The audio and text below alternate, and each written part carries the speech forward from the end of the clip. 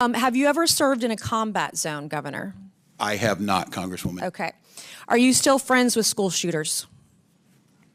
I have never been a friend with a school shooter. Didn't you say you were friends with school shooters on the debate stage? Oh, Congresswoman. What don't you understand about yes or no? Like, what can't you comprehend about yes or no questions? Do you still want to abolish ICE? Do you still want to abolish ICE? Yes or no? I said I wanted to abolish ICE. Didn't you march in a rally calling for ICE's abolishment? What is a woman? What is a woman is the question. I'm not sure I understand the question here. Well, that. What do you want me to say? I want you to say that a woman like me is an adult human female, that men can't become women. You guys are the party of violence, and you're the party erasing women. You don't respect us. You're a bigot. You're a misogynist. You're a sexist. Mr. Chairman, I yield back. Hey everyone, welcome back. Oh man, today's hearing was straight up fireworks. The unofficial kickoff for the 2028 Democrat presidential primary didn't happen on a debate stage. It happened in the halls of the Oversight Committee. We've got Governor Walz, Governor Cuomo, and the rest of the gang trying to distance themselves from the wreckage of the last few years. But the GOP isn't letting them off the hook. This was intense. It felt more like a cross-examination in a murder trial than a congressional hearing. We're talking sanctuary states, the Ms. 13 surge, and the absolute disrespect shown to the men and women of ICE. Let's get into the footage. And welcome to the unofficial 2028 Democrat presidential primary right here on stage at the Oversight Committee. Governor Newsom must be seething. The three of you beat him to the stage, but he's a little busy right now defending illegals and defending Antifa, torching what is left of Los Angeles. Governor Walz knows the playbook. In 2020, he rolled out the red carpet for anarchists while Minnesotans watched their neighborhoods burn. You've turned your states into sanctuaries for illegals. You've done more to shield MS-13 than to protect the single mom working 2 jobs in Chicago, Queens, or Minneapolis. And you've worked harder against ICE than with them. So Governor Walz, and boy, does that feel nice to say the word governor, my first question is for you. Did you know the Nazis killed 6 million Jews during the Holocaust? It's a yes or no question. Did you know the Nazis killed 6 million Jews during the Holocaust? Pushing my button down. Okay. Yes, I believe that's historic. Okay, would you agree the Holocaust is the most horrific atrocity in human history? Yes or no? I think the Holocaust ranks amongst them, yes. Did you know the Nazi Gestapo imprisoned, tortured, and murdered Jews by the hundreds of thousands and committed genocide against the Jews? Did you know that? I do know they operated as secret. Did you know ICE has done none of that? Yes or no? Operated as a secret police force? No, that's not the question. Did you know that ICE has not committed genocide against anyone? Yes, I do know that. Okay. Do you apologize for your disgusting comparison of ICE to the Gestapo, who killed hundreds of thousands of Jews during the Holocaust? As a history teacher. Yes or no is the question. A historical comparison. You're a governor. You understand what the question is. It's yes or no. Will you apologize for what you said about ICE, comparing them to Gestapo? To identify who they are when they operate, to not use unmarked. Okay, Mr. Chairman, this governor, or honorable, can't answer the question. Do you believe the Nuremberg trials were a good exercise in holding the Nazis accountable? Yes or no? I think due process. Okay, so are you calling for ICE agents to be brought to a tribunal under the threat of death by comparing them to the Gestapo? Everyone is afforded due process. What don't you understand about yes or no? Like, what can't you comprehend about yes or no questions? Do you still want to abolish ICE? Do you still want to abolish ICE? Yes or no? I said I wanted to abolish ICE. Didn't you march in a rally calling for ICE's abolishment? Not that I can recall, Congressman. Well, according to widespread media reports, you did.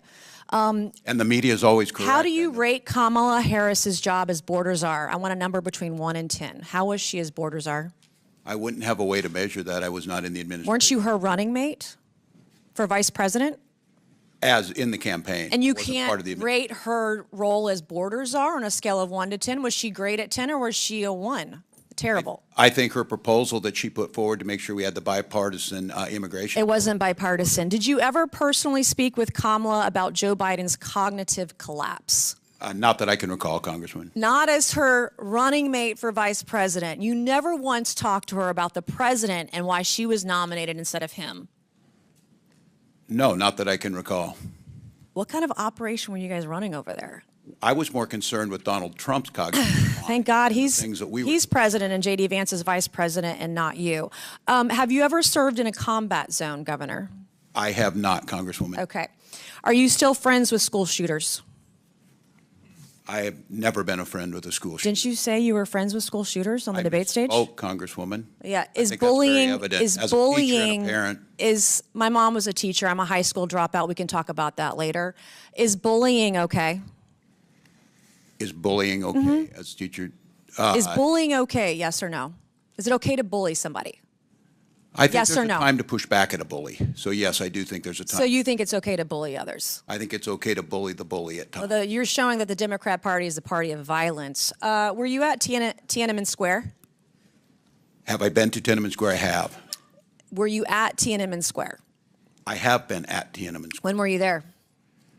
Oh, as I recall, January of 1990. Okay. What is a woman? What is a woman is the question. I'm not sure I understand the question here. Well, that. What Okay. do you want me to say? This is I want you to say that a woman like me is an adult human female, that men can't become women.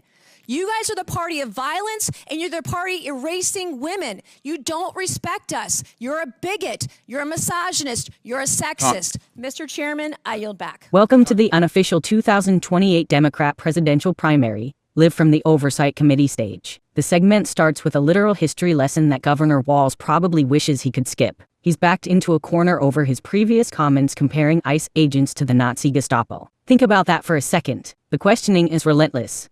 Did you know the Nazis killed 6 million Jews? It's a yes or no question, right? But watch how he fumbles. He admits the Holocaust was an atrocity, but when asked to apologize for comparing American law enforcement to mass murderers, he hides behind his history teacher persona. He couldn't give a straight yes or no. It makes you wonder, if you can't differentiate between border security and a genocide, are you really fit to lead the country? Next, the heat turns to the Kamala Harris connection. Remember, Walz was her running mate? When asked to rate her performance as borders are on a scale of 1 to 10, he suddenly loses his ability to count. The most shocking part, he claims he never talked to her about Joe Biden's cognitive collapse. You're telling me the vice presidential candidate never once discussed the mental fitness of the sitting president during a campaign? It's either the most incompetent operation in history or a blatant cover-up. And while you're processing that level of gaslighting, now is the perfect time to hit that subscribe button. We keep you updated on everything the mainstream media tries to gloss over, so join the community and never miss a breakdown. So things got personal. We've all heard the questions about his service record and his wild claims about being in Tiananmen Square. When pressed on whether he ever served in a combat zone, the answer was a flat no. But the real cringe moment, the school shooter comment. He previously claimed on a debate stage to be friends with school shooters. When confronted with his own words, the defense was basically calling the Congresswoman a bully. Since when is quoting someone's own public statements considered bullying? It's a classic tactic. When you can't defend your record, play the victim. The hearing ended with the question that seems to be the kryptonite of the modern left. What is a woman? Walz looked like a deer in headlights. He didn't understand the question. It's a biological reality that humans have understood for millennia. Yet a sitting governor and presidential hopeful can't define it. The exchange ended with a fiery reminder that the public is tired of the erasing of women and the radical gender ideology being pushed from the top down. This hearing was a wake-up call. It showed a Democrat Party that is completely disconnected from the average American, the single mom in Chicago, or the worker in Minneapolis who just wants safety and clarity. From the border crisis to basic biology, the unofficial 2028 primary is already proving that the left has no answers, only excuses. What did you think of Governor Walz's performance? Was he being bullied, or was he finally being held accountable? Drop a comment below and let me know your thoughts. Don't forget to like the video if you enjoyed this breakdown. Hit subscribe and turn on notifications. We're tracking every major hearing so you never miss the moments the mainstream media tries to gloss over. See you in the next one.